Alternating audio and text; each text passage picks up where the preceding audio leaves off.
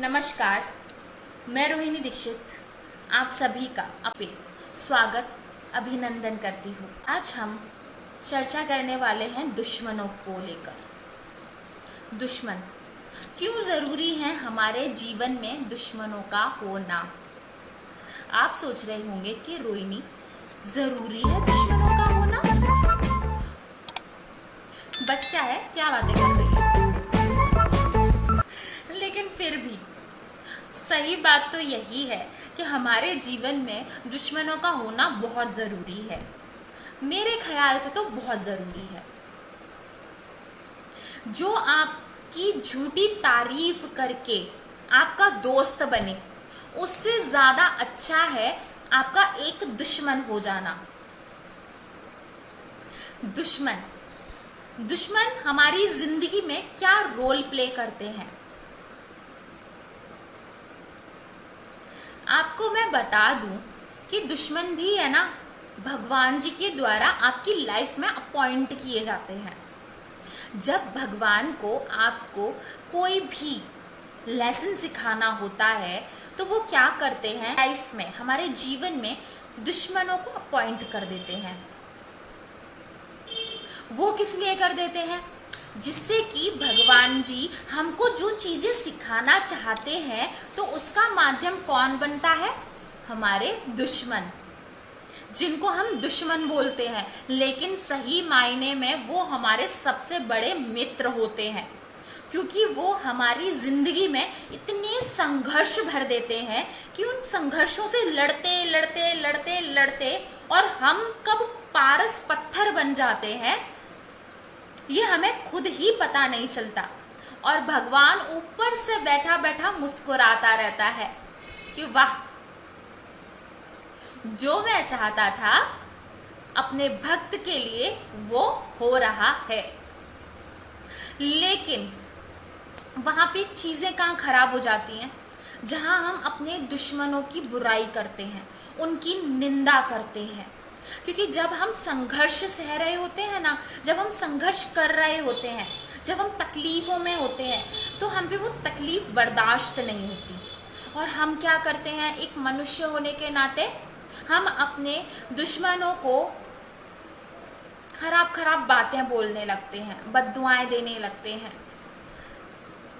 जब दिल दुखी होता है तो बहुत तरीके की बातें अपनी ज़ुबान से निकल जाती हैं, जो कि एक दुखी दिल से निकलती है। लेकिन मैं आप लोगों से हाथ जोड़कर ये गुजारिश करूँगी कि आप कितनी भी तकलीफ़ में क्यों ना हो, आप कितनी भी परेशानी में क्यों ना हो, मैं मानती हूँ ये चीज़ करना बहुत कठिन है, बहुत ज़्यादा कठिन है। और ये 5 तत्व का शरीर धारण किए हुए हृदय के लिए तो ये काम करना बहुत ही ज़्यादा कठिन है। फिर भी 100% नहीं तो 10%, जब भी आप बहुत ज़्यादा कठिन परिस्थितियों से गुजर रहे हैं किसी की वजह से, किसी माध्यम से, तो आप प्लीज़ उनके लिए कभी भी बुरे शब्द अपने मुंह से ना निकालें।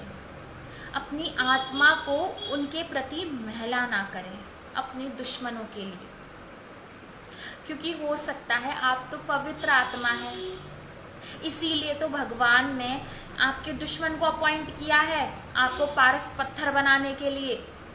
लेकिन जब हमारा दिल, हमारा मन जब बहुत ज़्यादा टूटता है तो इसमें से एक हाय निकलती है जो कि बहुत ज़्यादा पावरफुल होती है, जिसकी एनर्जीज़ बहुत ज़्यादा पावरफुल होती हैं, जो आपके दुश्मन को आने वाले समय में किसी भी दीन का नहीं छोड़ती।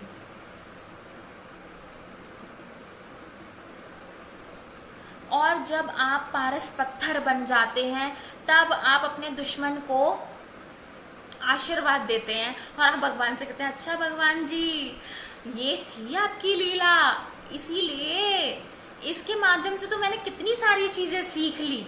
आज मैं पारस पत्थर बन गया तो शायद से अगर इसने मुझे संघर्ष ना दिए होते तो मैं आज ये पारस पत्थर ना बनता। तब आप उसको सराहना कर रहे हो। जो चीज़ें आपको पहले खराब लग रही थी, आज आप उसी को अपने पारस पत्थर होने का पूरा श्रेय दे रहे हैं। लेकिन जब आपका दिल तड़प रहा था तब तो आपने उसको बद्दुआएं दे दी।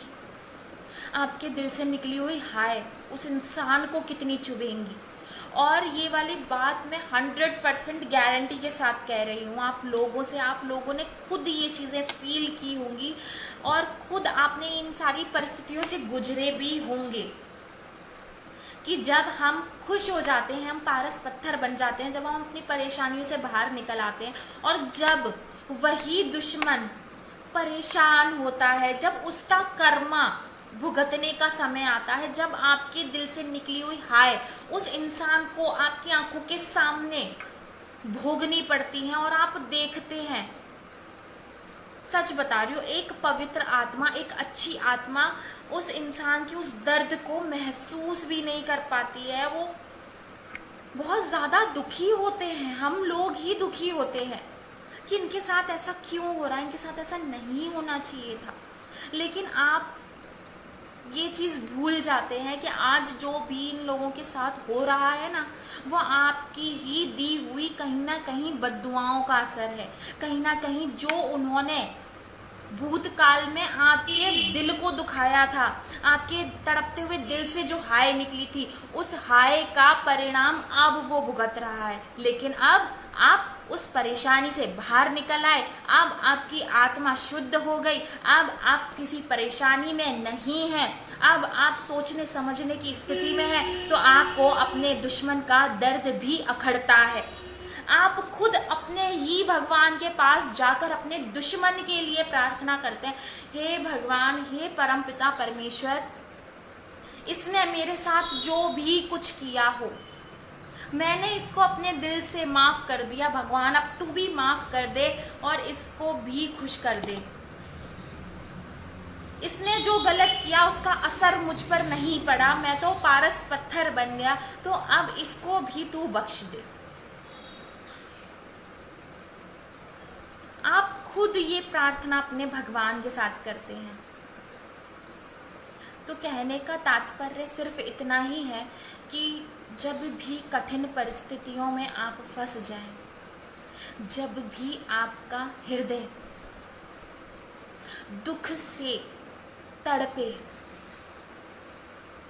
जब भी इस दिल से उस इंसान के लिए हाय या बद्दुआएं निकलें, तो प्लीज़ 2 क्षण के लिए ये वाली बात ज़रूर सोच लेना कि कहीं ऐसा ना हो कि उस इंसान के लिए आप ही भविष्य में प्रार्थना करते हुए खड़े हो जाएं अपने भगवान के सामने कि भगवान कृपा कर, जैसे मुझ पर कृपा करी वैसे ही इस इंसान पर कृपा कर, इसने मेरे साथ जो भी गलत किया सब माफ़ कर, पर इसको खुशी कर दे।